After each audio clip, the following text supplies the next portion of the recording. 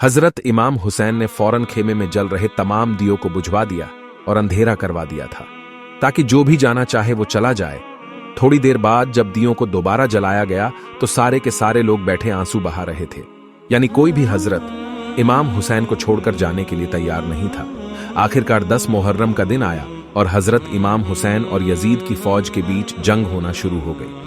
जहां एक तरफ यजीद की एक बड़ी फौज थी तो वहीं दूसरी तरफ इमाम हुसैन के साथ सिर्फ 72 लोग थे।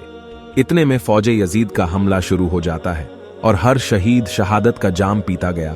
कभी हुर शहीद होते हैं तो कभी कासिम शहीद होते हैं तो कभी अली अकबर शहीद होते हैं तो कभी ओनो मोहम्मद शहीद होते हैं।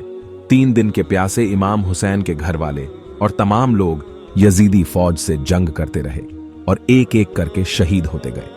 हजरत अब्बास अलमदार से हजरत इमाम हुसैन के 6 महीने के बेटे अली असगर की प्यास नहीं देखी गई। आपने एक मस्कीजा लिया और घोड़े पर सवार होकर नहरे फुरात के किनारे पहुंच गए और आपने एक मस्कीजा भर लिया। लेकिन जब आप पानी लेकर वापस लौटने लगे तो यजीदी फौज ने आपके ऊपर लगातार तीर बरसाना शुरू कर दिया था। हजरत अब्बास जब तक हजरत इमाम हुसैन के खेमे तक पहुंच पाते तब तक यजीदी फौज ने तीर चलाकर हजरत अब्बास अलमदार को शहीद कर दिया था। इस तरह हजरत अब्बास अलमदार शहीद हो गए। इस तरह एक एक करके तमाम अहले बैत के नौजवान और हाशमी शेर शहादत का जाम पी लेते हैं। धीरे धीरे करके जब हजरत इमाम हुसैन के सभी अफराद शहीद हो गए तो उसके बाद हजरत इमाम हुसैन ने खुद मैदान में तलवार लेकर निकलने का फैसला किया। इमाम हुसैन अपनी तलवार से काफी लंबे वक्त तक यजीदी फौज का अकेले मुकाबला करते रहे। हजरत इमाम हुसैन के तन्हा होने के बावजूद भी आपके मुकाबले में कोई भी नहीं आना नहीं चाहता था और उसकी सिर्फ एक ही वजह थी और वजह यह थी कि आप हजरत अली के बेटे थे।